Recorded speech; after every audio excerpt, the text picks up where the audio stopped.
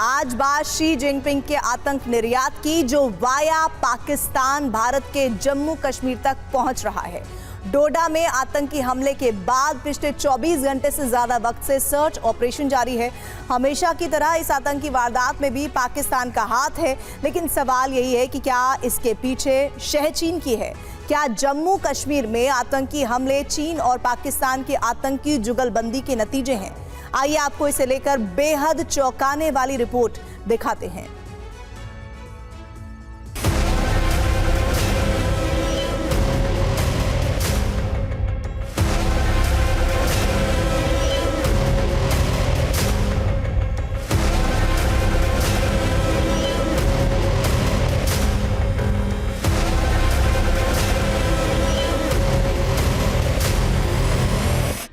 पाकिस्तान मुर्दाबाद!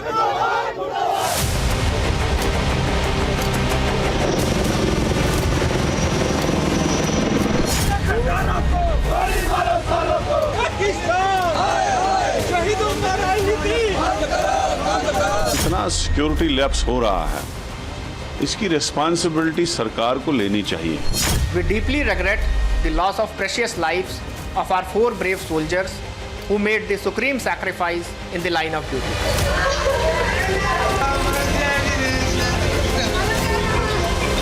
सत्ता में बैठे हुए हुक्मरानों को संवेदना और चेतावनियों से आगे निकलकर इस पाकिस्तान पर आयोजित आतंकवाद का मुंह तोड़ जवाब देना होगा। सेना की तरफ से इस ऑपरेशन का नाम ऑपरेशन कोठी रखा गया है। वहीं इस ऑपरेशन में लगातार भारतीय सेना, जम्मू कश्मीर पुलिस जो है इन्हीं घने जंगलों में कोऑर्डिनेट सर्च ऑपरेशन चला रही है। नए सिरे से ये वाक़ात हो रहे हैं, वारदातें हो रही हैं, तो जवाब तो देना ही पड़ेगा, और जवाब से वो मुंह मोड़ेंगे अच्छा नहीं है। And alert troops have recently neutralized 3 terrorists attempting to infiltrate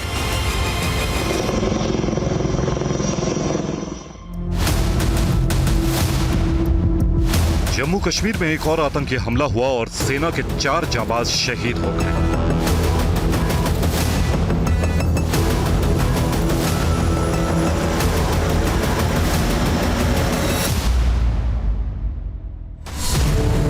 क्या इस आतंकी हमले के पीछे चीन पाकिस्तान की साजिश है? आखिर क्यों पाकिस्तानी प्रधानमंत्री शहबाज शरीफ के चीन से लौटने के बाद जम्मू कश्मीर में आतंकी हमलों में तेजी आई है? क्या जम्मू कश्मीर में आतंकी हमलों के पीछे चीन के राष्ट्रपति शी जिनपिंग की शह है? क्या शी जिनपिंग के इशारे पर शहबाज शरीफ और पाकिस्तानी सेना जम्मू कश्मीर में आतंकियों की घुसपैठ करा रही है? इन सारे सवालों के जवाब आपको बताएंगे, और यकीन मानिए सबूतों के साथ इन सवालों के जवाब देखकर आज एक बार फिर भारत के इन दोनों पड़ोसियों के आतंकी चेहरे बेनकाब हो जाएंगे। फिलहाल आपको डोडा जिले के देसा के जंगलों में लेकर चलते हैं, जहां अपनी मौत का इंतजार कर रहे आतंकियों की तलाश शिद्दत से जारी है। सेना का ऑपरेशन कोठी देसा के घने जंगलों में चल रहा है। कल सुरक्षा बलों को एक जानकारी मिली थी कि देसा के घने जंगलों में आतंकी जो है वो छुपे हुए हैं। उसके बाद सर्च एंड कॉर्डन ऑपरेशन जो है जम्मू कश्मीर पुलिस और सेना की तरफ से किया गया। हालांकि आतंकियों के साथ कांटेक्ट भी एस्टैब्लिश हुआ, और इसी कांटेक्ट में सेना के एक अफसर समेत 4 जवान शहीद हो गए। 15 जुलाई की रात करीब 8:40 का वक्त था, जब सेना और जम्मू कश्मीर पुलिस के जवानों की इन जंगलों में छिपे आतंकियों से मुठभेड़ हुई। घने जंगल, ऊबड़ खाबड़ पहाड़ और अंधेरे का फायदा उठाकर आतंकियों ने भारतीय जवानों पर फायरिंग की, जिसमें सेना के एक अफसर समेत 4 जवान शहीद हो गए।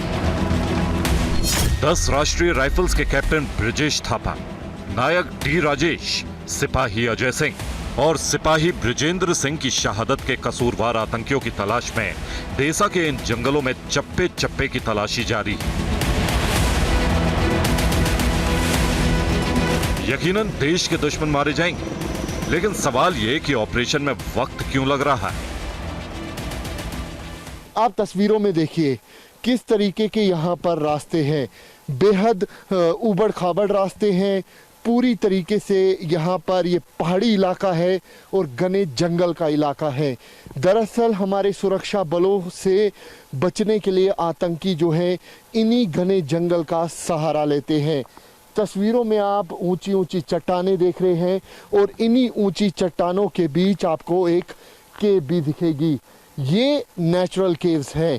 ये चाहे रजौरी पुंछ का इलाका हो, चाहे डोडा किश्तवाड़ का इलाका, यहाँ पर इस तरीके की चट्टानें और उस बीच में नेचुरल केव्स जो दिखना है वो स्वाभाविक है। लेकिन इन्हीं नेचुरल केव्स का सहारा जो है आतंकी अपने हाइडआउट्स के लिए इस्तेमाल करते हैं। इन घने जंगलों में आतंकी घात लगाकर बैठे थे और जैसे ही सेना और पुलिस के जवान वहां पहुंचे, आतंकियों ने उन पर हमला कर दिया। यह आतंकी हमला भी पाकिस्तान के घुसपैठिए आतंकियों की कायराना करतूत बताई जा रही है। सूत्रों से मिली जानकारी के मुताबिक जम्मू संभाग में कुल 50 आतंकी सक्रिय हैं। ज्यादातर आतंकी पाकिस्तानी बताए जा रहे हैं और इन्हीं की धरपकड़ के लिए जम्मू कश्मीर पुलिस सुरक्षा बल जो है दिन रात एक कर रहे हैं ताकि जल्द से जल्द जम्मू संभाग से आतंकवाद का खात्मा किया जा सके। इसमें कोई शक नहीं कि इस इलाके में आतंकी 50 हों या 500, सेना और पुलिस के जाबाज एक एक को उसके अंजाम तक जरूर पहुंचाएंगे। लेकिन इस बीच बड़ा सवाल यह कि जो जम्मू आतंकियों से मुक्त हो गया था, वो एक बार फिर क्यों और कैसे पाकिस्तान के निशाने पर है? क्या इसके पीछे सोची समझी साजिश है? इसकी पड़ताल आपको बस थोड़ी देर में दिखाएंगे। अभी आप बीते कुछ दिनों में जम्मू कश्मीर की आतंकी वारदातों का अंकगणित देखिए। सिर्फ 30 दिनों के भीतर जम्मू में 7 आतंकी हमले हो चुके हैं। बीते 32 महीनों में जम्मू क्षेत्र में आतंकी हमलों में 48 जवानों की जान जा चुकी है।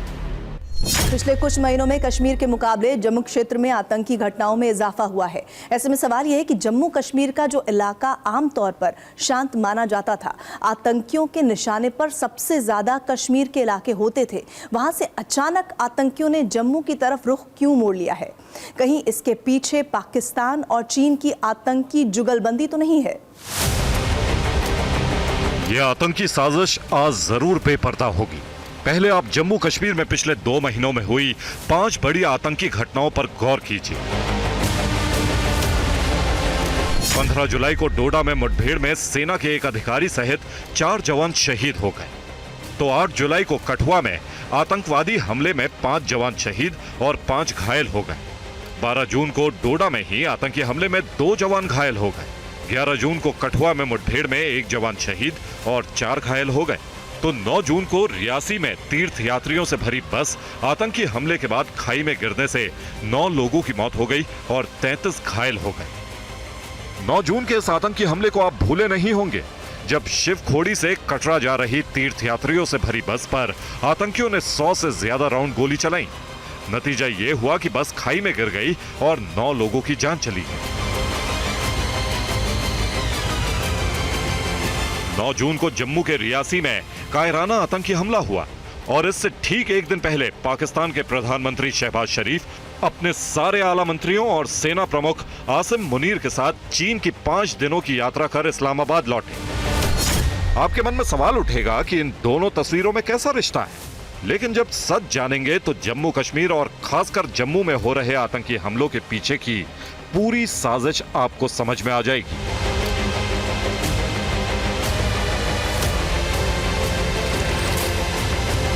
4 से 8 जून की चीन यात्रा के बीच पाकिस्तानी प्रधानमंत्री शहबाज शरीफ ने अपने सेना प्रमुख जनरल आसिम मुनीर संग शी जिनपिंग से बंद कमरे में 3 घंटे से ज्यादा देर तक बात की। बताया जा रहा है कि इसी दौरान शी जिनपिंग ने शहबाज शरीफ से भारत को जम्मू कश्मीर में उलझाने की साजिश साझा की, ताकि भारत पाकिस्तान बॉर्डर यानी एलओसी से चीन बॉर्डर यानी एलएसी पर भेजे गए अपने 50,000 सैनिकों को पुरानी तैनाती पर वापस बुला ले। तब शी जिनपिंग और शहबाज शरीफ ने अपने साझा बयान में भारत के अभिन्न अंग जम्मू कश्मीर का नापाक जिक्र करने की हिमाकत भी की थी, जिस पर विदेश मंत्रालय ने कड़ा एतराज जताया था। पाकिस्तान की हालत बेहद खराब है, उसका सबसे बड़ा मददगार चीन है। जो चीन पाकिस्तान इकोनॉमिक कॉरिडोर के जरिए इस्लामाबाद का खेवन हार बना हुआ है। पाकिस्तान को चीन ने 27 बिलियन अमेरिकी डॉलर यानी 7,52,356 करोड़ पाकिस्तानी रुपए का कर्ज दिया है, जो वर्ल्ड बैंक के कर्ज से भी ज्यादा है। चीन सीपेक के जरिए पाकिस्तान पर परोक्ष कब्जा कर रहा है, जिसके खिलाफ पाकिस्तानी आवाम का गुस्सा फूट रहा है। इस गुस्से का नतीजा यह हुआ कि 26 मार्च को पाकिस्तान के एक आत्मघाती हमले में चीन के 5 नागरिकों की मौत हो गई। पाकिस्तान में बीते कुछ सालों में ऐसे हमलों में चीन के 12 से ज्यादा नागरिक मारे जा चुके हैं। ऐसे में शी जिनपिंग पाकिस्तान से नाराज बताए जा रहे हैं और उनकी नाराजगी खत्म करने के लिए ही शहबाज शरीफ पूरे लाव लश्कर के साथ जून में चीन की यात्रा पर गए थे। बताया जा रहा है कि चीन यात्रा के दौरान शहबाज शरीफ ने शी जिनपिंग को पाकिस्तान में चीनी नागरिकों की सुरक्षा की गारंटी का भरोसा दिया और इतना ही नहीं, जिनपिंग को खुश करने के लिए शहबाज ने उनसे भारत को जम्मू कश्मीर में उलझाने का भी वादा किया। ऐसे में सवाल यह है कि क्या शी जिनपिंग की शह पर ही शहबाज शरीफ और आसिम मुनीर की जोड़ी जम्मू कश्मीर में आतंकी हमले करा रही है? ये शक तब और पुख्ता होता है जब जम्मू कश्मीर में आतंकियों से मुठभेड़ के बाद उनके ठिकानों से चीन में बने गोला बारूद और उपकरण बरामद हुए।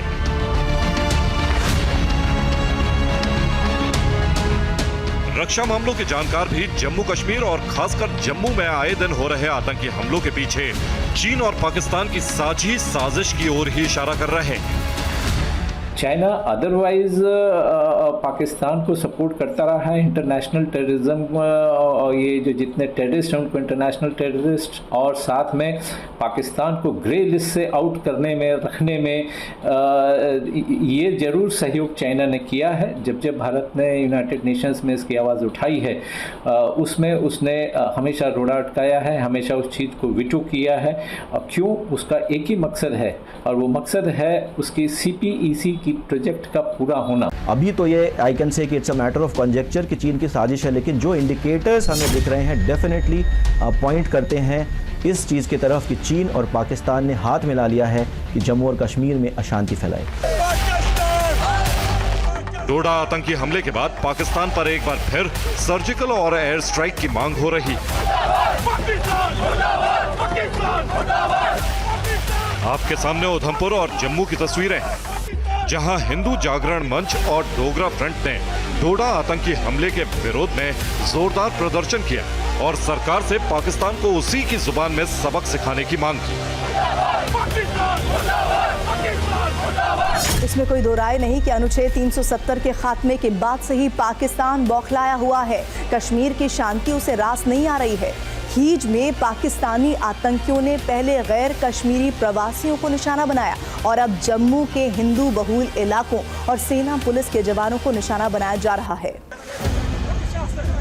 पाकिस्तान की बौखलाहट की एक और वजह जम्मू कश्मीर के आगामी चुनाव भी है। अभी हाल ही में लोकसभा चुनाव में जम्मू कश्मीर में रिकॉर्ड मतदान हुआ, जिसे सीमा पार के दुश्मन अब तक पचा नहीं पाए हैं और अब तो विधानसभा चुनाव की तैयारी भी जोरों पर है।